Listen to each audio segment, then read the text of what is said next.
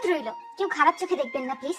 পিরিয়ডের কথা, পৃথিবীর সব ছেলেরা মাত্র একবার যদি পিরিয়ডের 3 দিনের যন্ত্রণা ভোগ করত, তাহলে মেয়েরা নিত্যদিনের বেঁচে থাকা আর একটু অপমানের হাত থেকে রেহাই পেত। যদি বুঝতো তলপেটে চেপে ধরে শরীর উল্টানো ব্যথার কান্না কতটা ভয়ঙ্কর, তাহলে খুঁড়িয়ে হাঁটতে দেখে মুচকি হাসি দিত না, হাতটা ধরে রাস্তা পার করে দিত।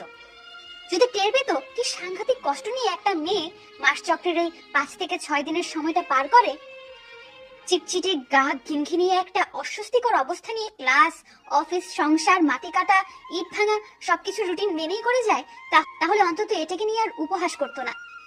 কালচে রক্তের ছাপ শাড়িতে, কামিজে, প্যান্টে দেখতেই খুব মজা লাগে।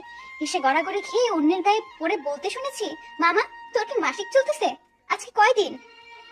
কিন্তু একবারও ভেবে দেখে না এই সময়টা আসে বলেই, এই কষ্টটা হয় বলেই কিন্তু আমাদের মতো সন্তানদের জন্ম হয়, আর আমরাই এটাকে হাসির খোরাক বানাই। কোনো দোকান থেকে ন্যাপকিন বা প্যাড কিনতে দেখলে পাশে দাঁড়িয়ে থাকা ছেলেটা বলে, পাউরুটির প্যাকেট নাকি, ওইটা বলেই অট্টহাসিতে গড়িয়ে পড়ে।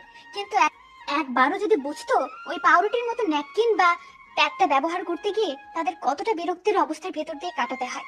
একটা মেয়েকে ন্যাপকিন কিনতে দেখে মজা করছেন তো? মাত্র 2 ঘন্টা একটা ন্যাপকিন আন্ডারওয়্যারে লাগিয়ে বাহিরে দিয়ে হেঁটে আসলেই বোঝা যেত সে কতটা বড় বাঘের বাচ্চা।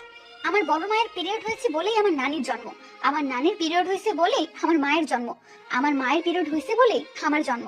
এটা চক্র, এটাকে নিয়ে ঠাট্টা বা উপহাস করার মতো কোনো বিষয় নয়। সবশেষে একটা কথাই বলতে চাই, একজন নারী যে পরিমাণ শারীরিক কষ্ট বা যন্ত্রণা ভোগ করে থাকে, তার অর্ধেকটা যদি কোনো পুরুষ পেত, তবে বেঁচে থাকার নামও মুখে নিত না আর। তাই এটাকে নিয়ে হাসি ঠাট্টা না করে তাদের দিকে সাহায্যের হাত এগিয়ে দিন। আর ভুল কিছু বলে থাকলে ক্ষমা করে দিবেন সকলে, কেউ খারাপ ভাববেন না প্লিজ।